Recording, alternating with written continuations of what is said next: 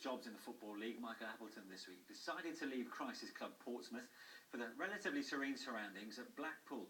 Well, Clem was at Bloomfield Road as the 36-year-old arrived to take charge for his first match against Bolton.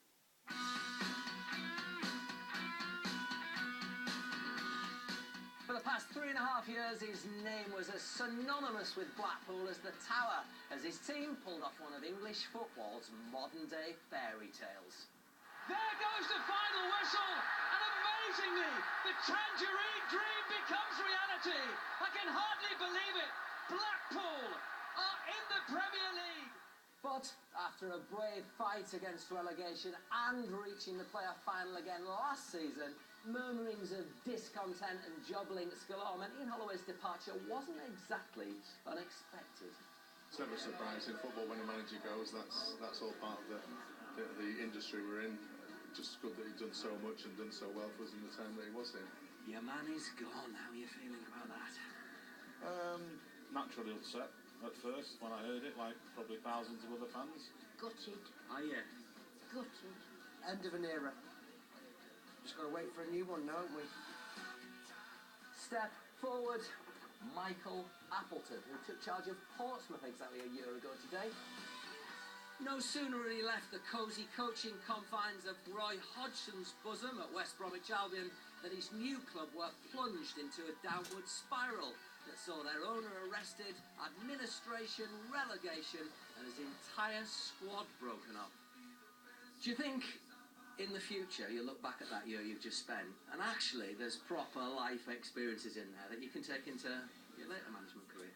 I think it will. I think it certainly wasn't the 12 months I expected when I first joined Portsmouth, but I learned a lot of things off the field to do with the finance.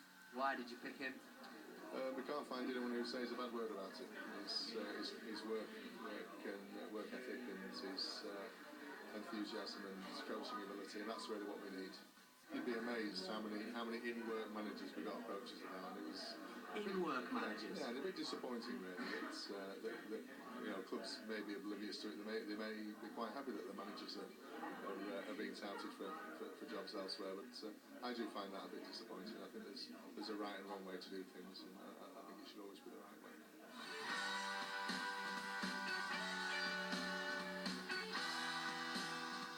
Now remind me again, Kev, how old you are? Oh, do I have to? Go on. 39. And how old's the new manager? I think he's 36, isn't he? That's a bit weird, isn't it? Still playing for a younger manager. Is it? I don't know. How do you feel? No, I feel fine. I knew the manager from my time at West Brom. He was coaching the young boys, the youth team, and I was obviously playing there. So I knew him from his time there, but first thing I said to him, what do I call him? I call you Gaffer or Appy, that we called him at West Brom, so a little bit strange, but no, he said, call me what you want. I said, give it time, I probably will.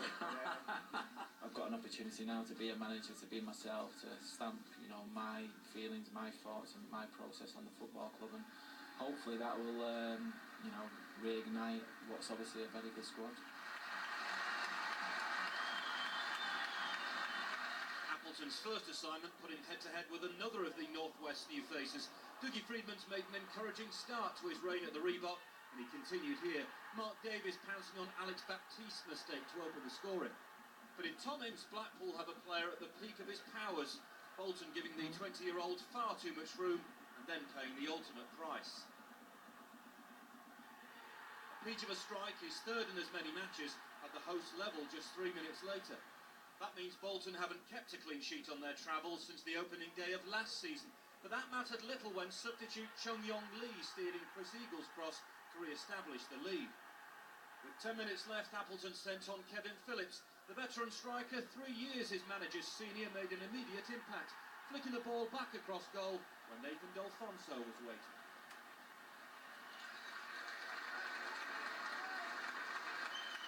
I just had a word with the players in there. I just felt we obviously had a lot of possession in the game, a lot of territory, certainly in our favour, but I just think we were too precise at times. We wanted to overplay at times, and I think the players have shown me enough today that there's enough quality there to do well in this division, and I'm sure, like you say, a little bit of tweaking here and there, then we can do well.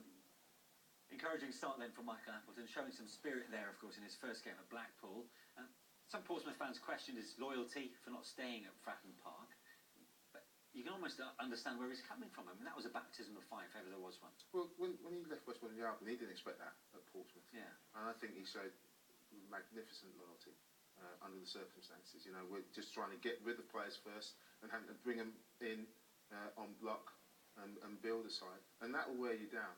And then, so when you get an offer to go to a club which is stable, it's closer to your family, I don't think anybody would turn that down. So to question his loyalty, I think, is unrealistic and unfair.